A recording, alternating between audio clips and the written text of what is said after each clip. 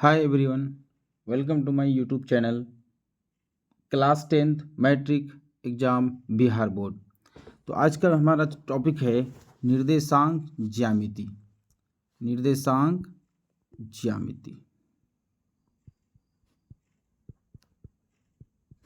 निर्देशांक ज्यामिति जिसको कोऑर्डिनेट इंग्लिश में कोऑर्डिनेट ज्योमेट्री भी बोला जाता है। जियोमेट्री। तो हमारा class special class 10th matric preparation के लिए स्पेशल बनाया गया है। इससे यहीं से लगभग 100% क्वेश्चन पूछे जा सकते हैं, जो ऑब्जेक्टिव और सब्जेक्टिव की दृष्टि से बहुत इंपॉर्टेंट रहने वाला है। इसमें से कि आज हमारा टॉपिक है चैप्टर नंबर 7 क्लास 10th के निर्देशांक ज्यामिति से बहुत सारे सवालों को जो ऑब्जेक्टिव में आते हैं और सब्जेक्टिव में भी आते हैं। इसलिए आज का क्लास बहुत स्पेशल क्लास रहने वाला है, इसलिए ध्यान से आप लोग देखें। चलते हैं, क्लास स्टार्ट करते हैं। क्या है? ग्राफ। आज का क्लास में सबसे पहला टॉपिक है ग्राफ। ग्राफ में बात करते हैं। क्या है ग्राफ? एक्चुअल में ग्राफ का यूज हम किसी वस्तु का पोजीशन को दिखाने के लिए करते हैं। ग्राफ का इस्तेमाल हम किसी वस्तु का पोजीशन को दिखाने के लिए करते हैं। पोजीशन को दिखाने के लिए करते हैं। मान के चलो कोई वस्तु अगर है रूम में, कमरे में अगर कोई वस्तु रखा हुआ है तो वह एक्चुअल में वो वस्तु है कहाँ पर। मान के चलो बीच में भी हो सकता है, किनारे में भी हो सकता है, तो हम लोग बोल देते हैं किनारे में है, साइड में है, दक्षिण तरफ है, उत्तर तरफ है, यह डायरेक्शन बता देते हैं। उसी तरह से हमारे पेपर में अगर कोई बिंदु अगर हैं तो वो एक्चुअल में कहाँ पर है, उसी चीज़ को दिखाने के लिए हम लोग ग्राफ का यूज करते हैं। चल देखते हैं। जैसे कि ये ग्राफ खींचा हुआ है, ये ग्राफ खींचा हुआ है, तो ये हॉरिजेंटली जो लाइन है उसको क्या बोला गया? X axis. X axis. और जो वर्टिकली जो ऊर्ध्वाधर लाइन खींचा गया है इसको क्या बोला गया? Y axis. वाई एक्सिस खींच बोला गया उसको। वाई अक्ष भी बोल सकते हैं इसको, वाई अक्ष भी बोल सकते हैं, और ये वाले को एक्स अक्ष भी बोल सकते हैं। ध्यान रखिएगा, वाई अक्ष जो ऊर्ध्वाधर रेखा है उसको वाई एक्सिस या वाई अक्ष, जो हॉरिजॉन्टल जो क्षैतिज कतार है जो रेखाएं हैं ग्राफ में उसको एक्स एक्सिस बोला जाता है। ठीक है, चलते हैं आगे बात करते हैं इसी में। और दोनों जो हैं एक्स एक्सिस और वाई एक्सिस, जो दोनों एक दूसरे को एक जिस बिंदु पर प्रतिच्छेद करता है तो उस बिंदु को क्या कहते हैं? मूल बिंदु कहते हैं। मूल बिंदु, मूल बिंदु कहते हैं। यहाँ पर इस एक्स एक्सिस का भी मान 0 होता है और वाई एक्सिस का भी मान क्या होता है? 0 होता है। इसीलिए मूल बिंदु का जो निर्देशांक होते हैं वो 0,0 होते हैं। मूल बिंदु का निर्देशांक जो होते हैं वो 0,0 होते हैं। ठीक है, मूल बिंदु से x की ओर जाने वाली रेखाएं का जो मान होगा वो सभी क्या होने वाले हैं? पॉजिटिव। जैसे कि यहाँ 5 लिखा हुआ है तो +5 होगा, यहाँ 10 लिखा हुआ है तो +10 होगा। ये सारे मान जो आएंगे इधर बढ़ते हुए क्रम में सभी मान क्या होंगे? धनात्मक होंगे, पॉजिटिव होंगे। इसके जस्ट उल्टे साइड विपरीत दिशा में जाएंगे, ये सभी मान क्या होंगे?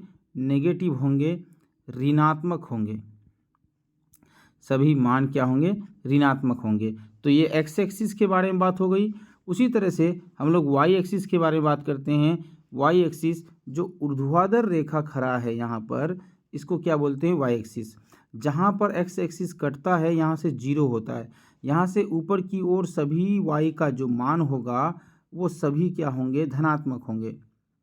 धनात्मक होंगे। वाई का सभी मान क्या होंगे? धनात्मक होंगे। लेकिन मूल बिंदु से नीचे जो आएंगे हम लोग, ये सभी मान क्या होंगे? ऋणात्मक होंगे। इस बात का ख्याल रखिएगा। तो ये दोनों एक्स एक्सिस और वाई एक्सिस जहाँ कटा उसको मूल बिंदु, और ये मूल बिंदु से दाईं ओर सभी मान क्या होंगे? धनात्मक। बाईं ओर सभी मान क्या होंगे? ऋणात्मक। मूल बिंदु से ऊपर की ओर, ऊपर की डायरेक्शन में सभी मान क्या होंगे? धनात्मक। लेकिन नीचे की ओर जो मान होंगे ये सभी क्या होंगे, नेगेटिव होंगे, ऋणात्मक होंगे। अब मान लेते हैं कोई कोऑर्डिनेट है, उसको दर्शाएंगे तो हम कैसे दर्शाएंगे। मान लेते हैं यहाँ पर कोई कोऑर्डिनेट है 5,0। सपोज पहला कोऑर्डिनेट ले लेते हैं 5,0। अब इसको हम लोग ग्राफ में प्लॉट करने जा रहे हैं। एक्स ये 5 है तो पहला वाला जो मान होता है वो हमेशा एक्स का होता है, पहला वाला मान हमेशा किसका होता है, एक्स का होता है, और दूसरा वाला जो मान होता है हमेशा वाई का होता है। तो पहला वाला जो मान है एक्स का, तो एक्स में +5 है, +5 कहाँ होगा, यहाँ से यहाँ होगा, +5 यहाँ होगा, लेकिन y का मान 0 है तो y इधर भी नहीं, ऊपर की ओर भी नहीं जाएगा, नीचे की ओर भी नहीं जाएगा, तो यहीं रह जाएगा। तो ये 5,0 क्या होंगे, ये वाला पॉइंट्स के निर्देशांक होंगे। ठीक, अगर अगला बात करते हैं, अगर कोई निर्देशांक है 1,5, सपोज 1,5, तो ये पहला वाला जो मान क्या पढ़े हम लोग 1, ये x का मान पढ़े, तो ये x का 1 कहाँ है, यहाँ पर 1 है, और y का क्या है 5, y 5 प्लस में है, इसीलिए ऊपर की ओर जाएगा, ये वाला कोऑर्डिनेट आ जाएगा इसका 1,5। अगर इसी तरह से बात किया जाए -5 है x का और +2 है y का, ठीक, -5 है x का, तो यहाँ से कहाँ आ जाएगा, -5 यहाँ आएगा, ये वाला निर्देशांक पे आएगा, और y का y का 2 है प्लस में, तो ये 2 डब्बा ऊपर जाएगा, ये यहाँ पर आ जाएगा, इस वाली बिंदु पर आ जाएगा ये। ठीक, तो इसका निर्देशांक क्या हो जाएगा, ये वाला -5,2। इसी तरह से बात किया जाए अगर -2, -3 अगर है कोई कोऑर्डिनेट, तो पहला वाला मान x का, तो x का -2 कहाँ होगा, 1, 2, तो यहाँ पर y का भी -3 होगा, तो y का -3 कहाँ होगा, 1, 2, 3, तो यहाँ पर हो जाएगा। ये वाला कोऑर्डिनेट क्या होंगे, y -2, -3 होंगे निर्देशांक, ये वाला बिंदु का। ठीक है, हम लोग प्लॉट करना सीख गए। चलते हैं आगे, बात करते हैं कोई बिंदु, और एक बात याद रखिएगा, x और y कोई भी निर्देशांक होगा तो पहला वाला मान क्या होंगे, हमेशा x का, दूसरा वाला मान क्या होंगे, हमेशा y का। तो x के मान को क्या कहते हैं, भुज कहते हैं, x के मान को क्या कहते हैं, भुज कहते हैं, जबकि y के मान को कोऑर्डिनेट कहते हैं, कोटि कहते हैं। y के मान को कोटि, x के मान को भुज कहते हैं। ये बात का ख्याल रखिएगा, x के मान को भुज, y के मान को कोटि, x के मान को भुज, y के मान को कोटि, ये इस बात का ख्याल रखिएगा। चलते हैं आगे, बढ़ते हैं। उसके बाद आता है डिस्टेंस फॉर्मूला। एक कोऑर्डिनेट से दूसरे कोऑर्डिनेट के बीच में डिस्टेंस जो होता है उसको हम लोग ये फॉर्मूला से इंडिकेट करते हैं, दिखाते हैं, चलते हैं कैसे आता है ये। मान के चलो कोई डिस्टेंस फॉर्मूला में क्या है, कोई बिंदु x, ये वाला ग्राफ है, ठीक, ये वाला ग्राफ है, ये मूल बिंदु है। दोनों ग्राफ जहाँ, दोनों एक्सिस जहाँ काटते हैं एक दूसरे को, उससे कोई बिंदु यहाँ पर है, तो यहाँ से इधर क्या होगा, x का मान, ठीक, ये वाला डिस्टेंस में क्या होगा, x का मान, ये वाला डिस्टेंस कितना डिस्टेंस पे है ये वाला बिंदु, तो ये क्या हो जाएगा, y का मान। तो कोई बिंदु अगर यहाँ पर मूल बिंदु है, यहाँ से यहाँ तक की डिस्टेंस को एक्स वाई से इंडिकेट किया गया है, एक्स वाई कॉमा वाई से, तो हमेशा याद रखिएगा मूल बिंदु से जितने भी निर्देशांक होंगे उसका एक्स का स्क्वायर प्लस वाई का स्क्वायर का ओवर रूट का फॉर्मूला में ये आ जाएगा। ध्यान रखिएगा, डिस्टेंस निकालने के लिए, मूल बिंदु से डिस्टेंस निकालने के लिए हमेशा क्या होता है, X square plus Y square, मतलब मूल बिंदु का निर्देशांक तो 0 माइनस समथिंग करेंगे तो कोई फर्क पड़ने वाला नहीं है, इसीलिए 0 को लिया ही नहीं गया है। हमेशा याद रखिएगा X square plus Y square का ओवर रूट करेंगे तो मूल बिंदु से किसी भी कोऑर्डिनेट का डिस्टेंस निकल जाएगा। तो ये फॉर्मूला क्लियर हो गया, पहला नंबर क्लियर हो गया। चलते हैं दूसरा नंबर फॉर्मूला में। अब कोई ग्राफ है, पहले समझ लेते हैं। अब कोई यहाँ पर क्या है, ग्राफ है, मान लेते हैं कोई कोऑर्डिनेट यहाँ पर है, ठीक, दूसरा कोऑर्डिनेट कहाँ है मेरा, यहाँ पर है, यहाँ पर -5 ले लेते हैं और -6 ले लेते हैं, ठीक। अब यहाँ पर क्या लेते हैं, 3, 2 ले लेते हैं, 3,2। यहाँ से यहाँ इस बिंदु से और इस बिंदु तक की दूरी मान लेते हैं इसको P, इसको बोला गया B। तो P से B का डिस्टेंस निकालने के लिए हम लोग क्या करेंगे, पहला वाला कोऑर्डिनेट अगर P है तो इसके पहले वाले मान को क्या मानेंगे हम लोग x1, दूसरे वाले मान को हम लोग क्या मानेंगे y1। उसी तरह से यहाँ पर दूसरे वाले कोऑर्डिनेट जो B हैं इसके पहले वाले मान को क्या मानेंगे हम लोग x2, दूसरे वाले मान को हम लोग क्या मानेंगे y2। समझ में आ गई बात। तो इसी को यही डिस्टेंस निकालने के लिए एक फॉर्मूला का सबसे पहले प्रतिपादन हुआ है। इस फॉर्मूला को क्या लिखते हैं, x1 माइनस x2 का whole square plus y1 minus y2 का होल स्क्वायर। ये वाला माइनस x1 माइनस x2 का whole square plus y1 minus y2 का होल स्क्वायर। इसको दूसरे रूप में भी लिख सकते हैं, इसको ऐसे भी लिख सकते हैं x2 माइनस x1 का whole square plus y2 minus y1 का होल स्क्वायर का ओवर रूट करेंगे, ये क्या हो जाएगा, डिस्टेंस फार्मूला हो जाएगा। चल ये वाला ध्यान रखिएगा, distance formula x2 minus x1 plus y2 minus y1 का होल स्क्वायर करेंगे, ये डिस्टेंस फार्मूला निकल जाएगा। चलते हैं आगे बात करते हैं, क्या है अगला फार्मूला मेरा, सेक्शन फार्मूला आ जाता है। क्या आता है, अगर कोई 2 बिंदु है 3 बिंदु है, बोलेगा लीनियर चेक करें। लीनियर मतलब एक लाइन में तीनों रेखाएं, मान के चलो तीनों कोऑर्डिनेट 3 कोऑर्डिनेट दिया हुआ है, एक लाइन में मान लेते हैं ये वाला A है, ये वाला B है, ये वाला C है। ठीक, इसको क्या बोला, लीनियर चेक करने के लिए तो हमेशा क्या करेंगे, एक डिस्टेंस निकालेंगे, AB का डिस्टेंस और BC का डिस्टेंस। BC का डिस्टेंस अगर मेरा AC के डिस्टेंस के इक्वल हो जाता है, AC के इक्वल हो जाता है तो ये क्या होंगे मेरा, जैसे कि यहाँ पे लिखा हुआ है ABC 3 कोऑर्डिनेट दिया हुआ है, एक ये वाला, एक ये वाला, एक ये वाला। अब इसको क्या बोला, अगर लीनियर ये होगा तो क्या होगा, AC का जो डिस्टेंस होगा वो BC प्लस AB के डिस्टेंस के इक्वल के बराबर होंगे, इस बात का ख्याल रखिएगा। चलते हैं आगे बढ़ते हैं, सेक्शन फार्मूला। सेक्शन फार्मूला क्या बोलता है कि कोई 2 कोऑर्डिनेट है, कोई 2 कोऑर्डिनेट है, मान लेते हैं पहला वाला कोऑर्डिनेट ये है, मान लेते हैं ये P है, P1 P x1 y1 है अगर, और दूसरा वाला B है x2 y2। कोई बिंदु बीच में है, एक्चुअल बीच में नहीं, दोनों के बीच में है, कहीं पर भी हो सकता है। मान लेते हैं ये क्या है, A है। ठीक, तो इसका कोऑर्डिनेट निकालने के लिए इसको हम लोग कैपिटल X मान लेते हैं, Y को कैपिटल Y मान लेते हैं। ठीक, अगर इसका रेशियो दिया हुआ है, ये अगर 2 है, ये अगर 3 है, ये यहाँ से यहाँ तक 2 भाग पूरे रेखा का, यहाँ से यहाँ तक 3 भाग है। ठीक, तो अब ये कैपिटल X और कैपिटल Y का जो निर्देशांक होगा, जो A का निर्देशांक होगा, ये रेशियो से बहुत मदद मिलने वाला है, हमें निकल जाएगा। इसी के लिए एक फॉर्मूला का प्रतिपादन हुआ है, यहाँ पर देखते हैं फॉर्मूला पे बात करते हैं। कोई 2 रेखा है P, ये वाला रेखा है P, इसके निर्देशांक A है x1 y1 और B है x2 y2 है।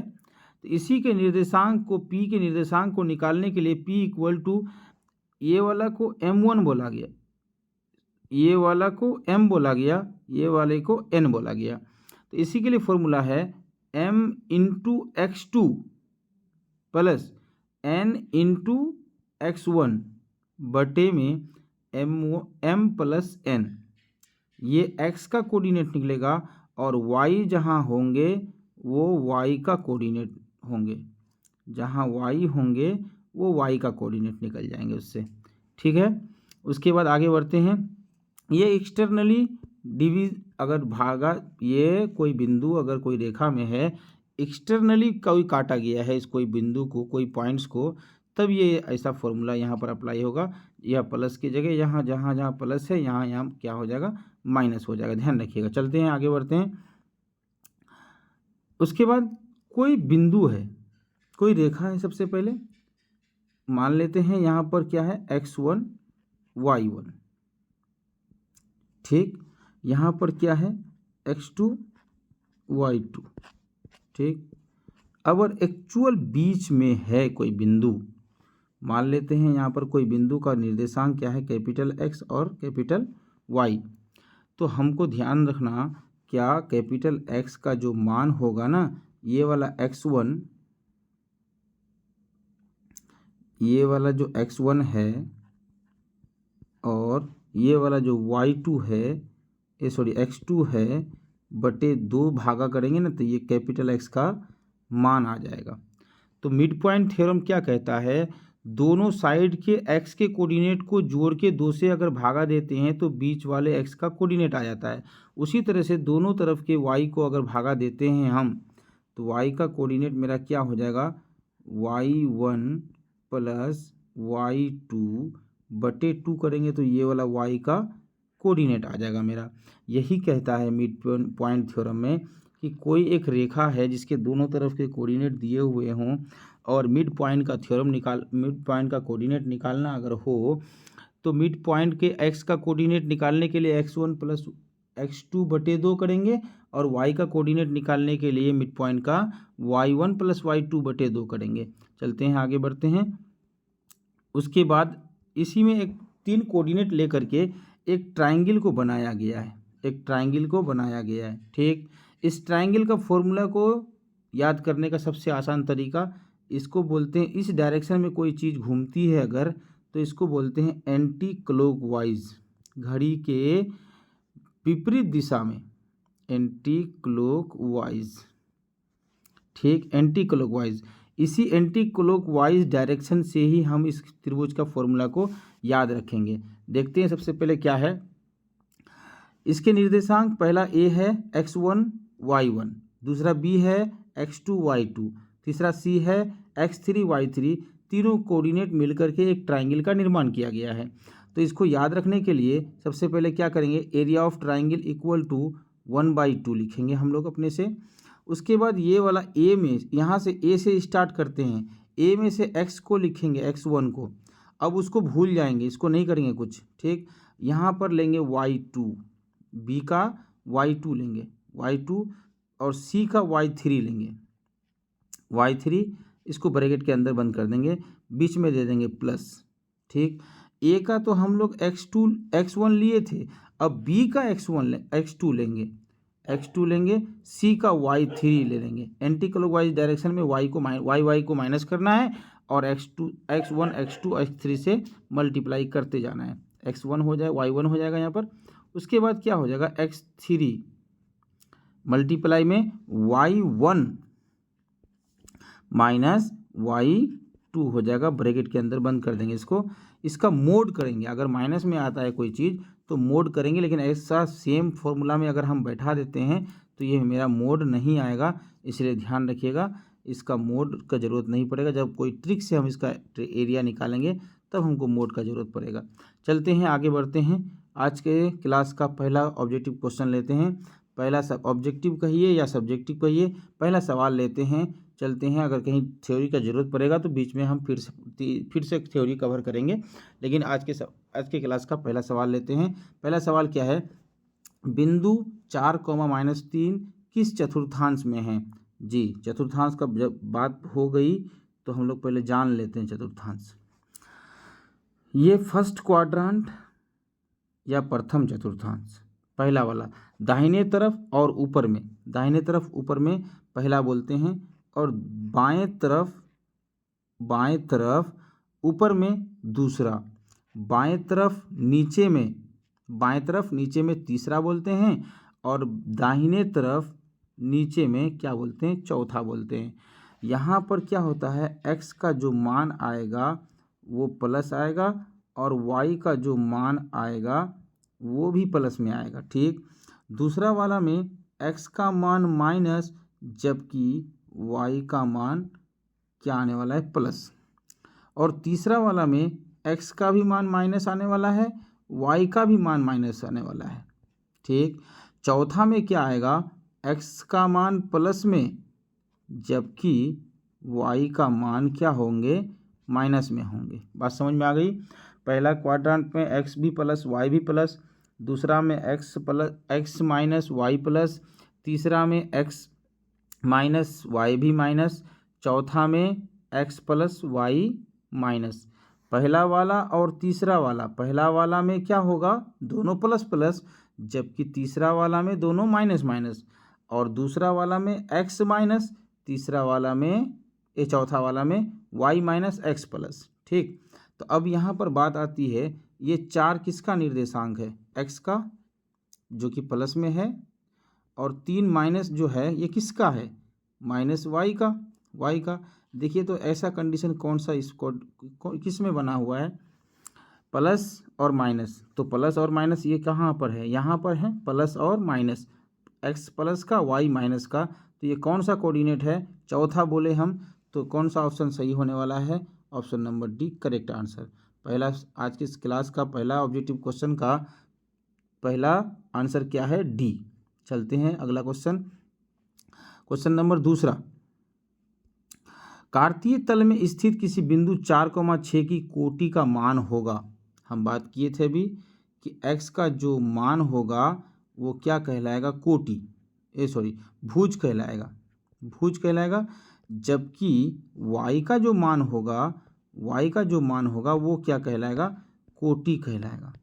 तो 4,6 के कोटि का मान होगा कौन सा वाला, ये 4 क्या होगा, कोटि होगा, जो कि x का मान है, तो y का मान है, इसलिए वो क्या कहलाएगा, कोटि कहलाएगा।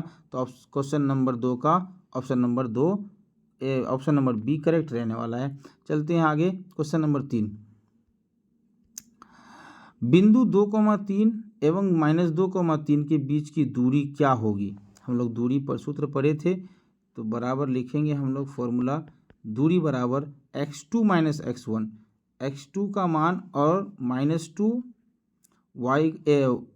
x1 का मान -2, तो दोनों का स्क्वायर करेंगे, प्लस y2 -y3, तो y2 का मान क्या है, -3, और y1 का मान क्या है, 3 का क्या करेंगे, स्क्वायर करेंगे, ओवर रूट करेंगे, क्या आएगा मेरा, -4 आएगा यहाँ पर, -4 का स्क्वायर, यहाँ पर क्या आएगा, 0 का स्क्वायर, यहाँ पर ओवर रूट करेंगे, -4 इंटू -4 क्या होने वाला है, मतलब 16 प्लस में ओवर रूट करेंगे, इसका क्या मान आएगा, +4, जो कि ऑप्शन नंबर बी में मौजूद है। क्वेश्चन नंबर 3 का बी नंबर ऑप्शन करेक्ट रहने वाला है। चलते हैं अगला क्वेश्चन नंबर 4, बिंदु 2,3 की दूरी मूल बिंदु से क्या होगी। हम बोले थे मूल बिंदु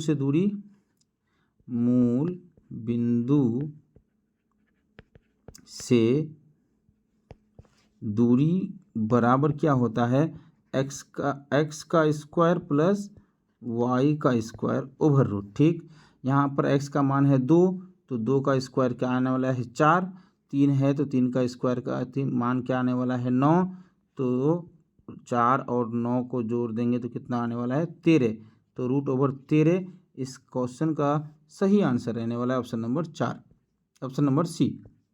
चलते हैं क्वेश्चन नंबर अगला 5 क्या है, क्वेश्चन नंबर 5 क्या है, बिंदु 8, 10 तथा 4, 6 को मिलाने वाली रेखा का मध्य बिंदु नियामक क्या होगा। कोई मध्य बिंदु है, यहाँ कोई रेखा है, क्या है, 8, 10, ठीक, 4, 6 है, इसका मध्य बिंदु सपोज यहाँ पर है, मान लेते हैं P है, तो हम क्या बोले थे, x1 x2 को 2 से भागा दे दो और आंसर यहाँ पा जाओ। 4 और 8, 4 + 8 बटे में 2 करेंगे तो 8 4 12, भागा देंगे 2 से तो 6 आने वाला है, तो इसका मतलब यहाँ पर क्या आया मेरा 6। y2 y1 दोनों को जोड़ेंगे तो 6 और 10 16, 16 को 2 से भागा देंगे तो 8, क्या आने वाला है, मध्य बिंदु का निर्देशांक, मान लेते हैं मध्य बिंदु अगर P है तो इसका निर्देशांक क्या आएगा, 6,8, जो कि ऑप्शन नंबर ए में साक्षात मौजूद हैं। चलते हैं क्वेश्चन नंबर अगला, क्वेश्चन नंबर 6, बिंदु A 4,5 तथा बिंदु B 6,5 को मिलाने वाली रेखा का मध्य बिंदु क्या होगा। अभी ये बात किए, और एक्स और वाई को x1 x2 को जोड़ के 2 से भागा देंगे तो क्या आने वाला, 6 और 4 10, 10/2 करेंगे तो मतलब बराबर 5, और y1 y2 को जोड़ेंगे 5 5 10/2 करेंगे तो 5, तो 5,5 इसका निर्देशांक निकलने वाला, जो कि ऑप्शन नंबर बी में मौजूद है। चलते हैं क्वेश्चन नंबर अगला 7 नंबर क्वेश्चन। 7 नंबर क्वेश्चन क्या है, बिंदुओं -5,7 और -1,3 के बीच की दूरी क्या होगी। तो दूरी बराबर x2 - x1, तो -1 -5 का स्क्वायर प्लस 3 - 7 का स्क्वायर, 7 का स्क्वायर ओवर रूट करेंगे तो क्या आएगा, -1 यहाँ पर है, यहाँ माइनस माइनस प्लस हो जाएगा, तो +5 से 1 चला जाएगा तो कितना आएगा मेरा, प्लस में 4 का स्क्वायर। ठीक, यहाँ 3 से -7 मतलब -4 का स्क्वायर ओवर रूट करेंगे तो कितना आने वाला है मेरा, 4 चौके 16 प्लस 16 मतलब 4√2 आंसर होने वाला है, 4√2। इसका सोल्व करेंगे इसको तो ऐसा होने वाला है आंसर 4√2, जो कि ऑप्शन नंबर सी में मौजूद हैं। चलते हैं क्वेश्चन अगला, आज की क्लास का 8वां क्वेश्चन। बिंदु 2,3 एवं 4,1 के बीच की दूरी क्या होगी। अब कितना बार इसे इस तरह से निकालेंगे, 4 से 2 चला जाएगा, कितना बचेगा, 2 का स्क्वायर, 1 से 3 जाएगा -2 का स्क्वायर, ओवर रूट करेंगे तो क्या आएगा, 4 + 4 8 मतलब 2√8 बराबर 2√2, option number 2√2 option number A सही रहने वाला है। क्वेश्चन नंबर 9, किसी बिंदु की वाई अक्ष से दूरी, मतलब ये वाला वाई अक्ष है, इससे दूरी जो होगा, यहाँ से दूरी चाहे दाहिने तरफ हो या बाएं तरफ हो, वो क्या होगा, वो x का ही ना मान होगा। किसी बिंदु की इधर दूरी जाएंगे, इधर बढ़ेंगे, चाहे दाहिने तरफ बढ़ें या बाएं तरफ बढ़ें, तो मान किसका जाएगा, वो हमेशा x का मान जाएगा। तो इसका क्या कहलाएगा, x का निर्देशांक कहलाएगा। क्वेश्चन नंबर 9 का ऑप्शन नंबर बी करेक्ट रहने वाला है। चलते क्वेश्चन नंबर 10। क्वेश्चन नंबर 10 क्या है, बिंदु -8,6 किस चतुर्थांश में स्थित है, -x और प्लस में y। हम क्या बोले थे, पहला दूसरा में क्या होता है, x - y प्लस होता है, तो इसका ये कौन सा चतुर्थांश है, दूसरा, इसको ऑप्शन में है द्वितीय लिखा हुआ, तो इसलिए ऑप्शन नंबर बी करेक्ट रहने वाला है। चलते क्वेश्चन नंबर अगला। क्वेश्चन नंबर अगला क्या है, बिंदु -4,3 की स्थिति किस पाद में है। ये -x + y, फिर से वही सेम कंडीशन, द्वितीय पाद में उपस्थित होगा। क्वेश्चन नंबर 11 का आंसर। क्वेश्चन नंबर 12 का आंसर क्या है, क्वेश्चन नंबर 12, किसी बिंदु x अक्ष से दूरी उस बिंदु की क्या कहलाती है, भुज कहलाती है। x अक्ष से दूरी मतलब y का निर्देशांक कहलाती है। y का निर्देशांक क्या होता है, कोटि होता है। y का निर्देशांक को क्या बोलते हैं, कोटि बोलते हैं। Option number B 12 number question का सही रहने वाला है। चलते हैं अगला क्वेश्चन नंबर 13। बिंदु 1,5 किस चतुर्थांश में है, दोनों प्लस में है, x भी प्लस में y भी प्लस में, दोनों क्या होंगे, x भी प्लस भी y भी, तो ये क्या ऑप्शन, पहला प्रथम चतुर्थांश में x भी प्लस होता है, y भी प्लस होता है। चलते हैं क्वेश्चन नंबर अगला, क्वेश्चन नंबर 14। बिंदु -3, -5 किस चतुर्थांश में स्थित, दोनों माइनस में है, तो हम पढ़े हैं तृतीय चतुर्थांश में दोनों कोऑर्डिनेट क्या होते हैं, माइनस होते हैं। चलते हैं अगला क्वेश्चन, क्वेश्चन नंबर 15 आज की क्लास का लास्ट क्वेश्चन है। y अक्ष से 5 इकाई दूर, y अक्ष से 5 इकाई दाईं ओर, अच्छा यहाँ से मान लेते हैं यहाँ पर 5 इकाई दाईं ओर, ठीक, पर एक बिंदु P, ठीक, बिंदु P स्थित है, P के निर्देशांक क्या होंगे, यहाँ से यहाँ तक 5 आया तो मतलब x का मान 5, y का मान क्या होगा, ये एक्सिस पर है इसलिए y का मान क्या होंगे, 0 होंगे। इसका नियामक क्या होंगे, 5,0, जो कि ऑप्शन नंबर ए में मौजूद है, इसलिए क्वेश्चन नंबर अगला आज के क्लास का होमवर्क के रूप में रहेगा। क्या है क्वेश्चन? ये क्वेश्चन तुम लोगों के लिए होमवर्क रहेगा, आप लोग बना करके कमेंट कीजिए। और आज का क्लास कैसा लगा ये ज़रूर कमेंट कीजिएगा। अगर अच्छा लगा तो सब्सक्राइब कर लीजिए। चलते हैं, आज का क्लास यहीं पे समाप्त करते हैं। नमस्कार।